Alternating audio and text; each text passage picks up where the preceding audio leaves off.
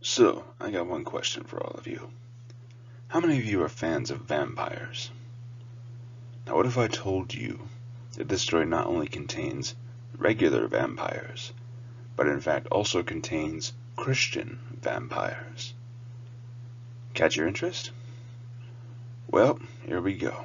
Today I will be talking about the audiobook of Blood Gospel, the first of the Sanguines trilogy by James Rollins and Rebecca Cantrell.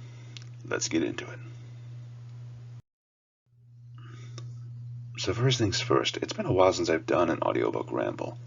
The last one I can remember doing was one for Killing the SS, which I will leave a link to for y'all to check out for yourselves. But, to put it simply, Blood Gospel essentially follows the tale of Dr. Erin Granger, Father Rune Corsa, and Sergeant Jordan Stone, as they are essentially out on a holy quest given to them by the Church from Vatican City, Rome, to hunt down the artifact known as the Blood Gospel, a sacred book that was supposedly written by Jesus Christ himself using his own blood. Now, to put it simply, I didn't know what to expect when I first picked up this story to listen to, but I was genuinely pretty surprised at just how deep and very well-meaning of a story it was, like just how engaging it was for a story.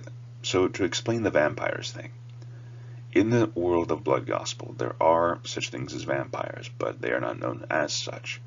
They are in fact known as Strigoi, whereas those who fight against them are essentially known as the Sanguinists, which Father Rune Corsa is a member of. Now the Sanguinists are Strigoi, who have chosen to follow the Church and oppose their brethren. And how do they keep their bloodlust down, I hear you asking? Well, it's quite simple. Consecrated wine, aka what is known as the blood of Jesus Christ. So, in other words, this one was actually really well done by Christian Bascal. Like, his narration was very well done, I will say that. The only gripe I have is that sometimes it was very, very quiet, so I had to really turn up the volume in order to hear. But that's like my only gripe that I have with it so far. But throughout all 14 discs, the story managed to keep me engaged due to the sheer scope of it. Like, not to mention how deep the characters themselves were. Like, Jordan was essentially described as a soldier, but he was more than that. He is a widow. He has survived being struck by lightning with a nasty scar to prove it.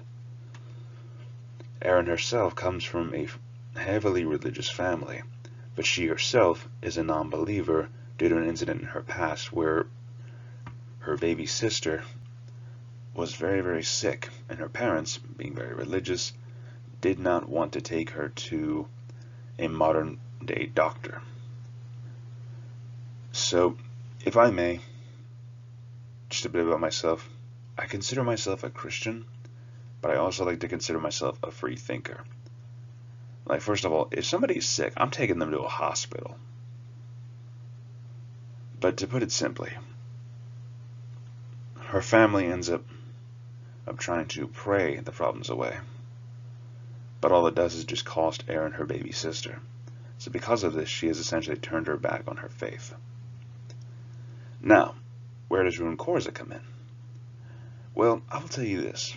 Rune's backstory is nothing short of a tragedy. Because he starts off as a Strigoi, but then he is taken in by the Sanguinist Order. And he's essentially trained as a priest, tracking down many different Strigoi.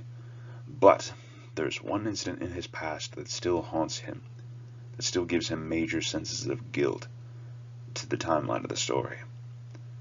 It was when he served as a priest under a very aristocratic lady. And what ended up happening is that he wound up falling in love with her. And the one night that they shared, he wound up accidentally infecting her by biting her. Like, after taking drops of her blood, it drove him to insanity to the point that he actually bit her and passed on the curse of the Strigoi to her. And her actions, just from that alone, haunted him to that very day. So, how these three characters meet is that they are called to investigate an ancient ruin where they find a sarcophagus containing the corpse of a young girl in dried up consecrated wine. Not only that, they actually find a symbol from the Third Reich. And from this, they are essentially tasked with finding the blood gospel to investigate these ancient ruins. And from this, they find so many different things. Like, first of all, the sarcophagus was bad enough.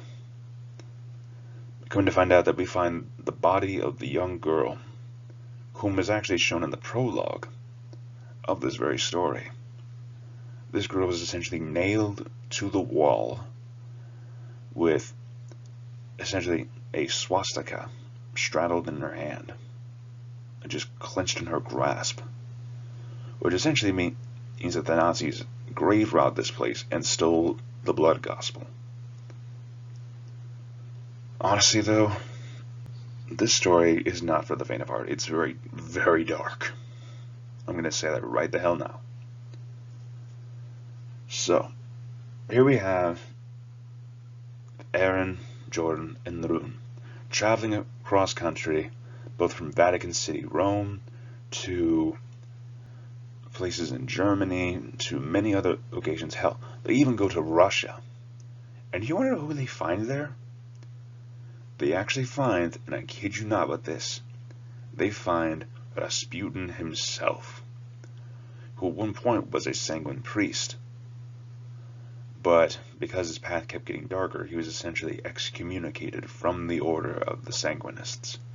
So now he lives in a kind of half-state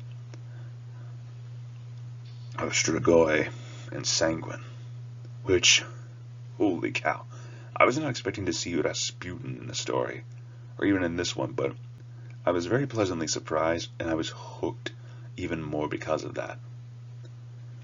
But honestly, the characters themselves really brings up the story. Like, Erin and Jordan's romance throughout the entire story actually felt natural. Like, the more time they spent together, like, they fight and die right by each other. So let's talk about their pasts, their relationships with their family, things of that nature. And they just grow closer together over time. And if I may, I would actually want to see this in a movie. Like, just the blood gospel itself, I would love to see this in movie format, just to see all of this brought to life. Honestly, and the unique concept of vampires, how they're known as Strigoi. Then, of course, you also have the Christian vampires with the Sanguinists. Meanwhile, their main antagonist is a woman known as Baturi, who is supposedly a descendant of the very woman that Drun Korza turned in his past. And she has actually been marked with a curse due to her family bloodline. Because of this, she has a very deep hatred of Rune for what he did to her ancestor. And that whole grudge match between the two, where Baturi just shows her absolute hate, and at the same time her blood is also very poisonous to the Strigoi. Like, I found this out. Apparently her blood actually contains silver, and it is very dangerous to either cursed animals or especially Strigoi, due to the fact that blessed silver is a very toxic metal. But I do feel bad for Baturi. She did not ask to be sentenced to this kind of curse, and Rune did mess up. But Rune himself is also very guilty about this whole exchange. Like, he's very guilty about what he did to this woman. The fact that he himself actually had to track her down and end her as punishment for his crimes is just heartbreaking to think about. There is a lot more that I don't want to spoil for you, but I do want to say this, though, as one major spoiler and one very big surprise. Actually, know what? No, I won't say it. I will leave that for you all to decide. Do I recommend picking up Blood Gospel? yes, I do recommend picking it up for the audiobook style. It's a very long one. It's about 14 discs worth, because I did not realize the story was that huge, nor did I realize it was actually the first of a trilogy. If you were to ask me where I had to check out more of it, I would honestly say, yes, I would. But let's get on with the score, shall we?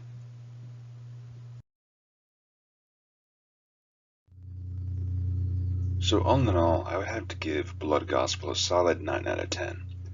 For an engaging story, a surprise twist ending, which I will not spoil, as well as an engaging look at different vampires.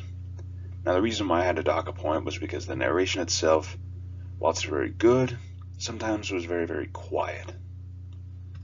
Like, there was one part where Rollins was facing off against his lover,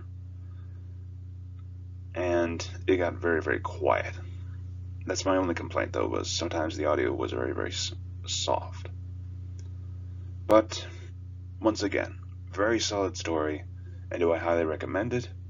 Actually, yes. But if this is not your cup of tea, then I will completely understand about that.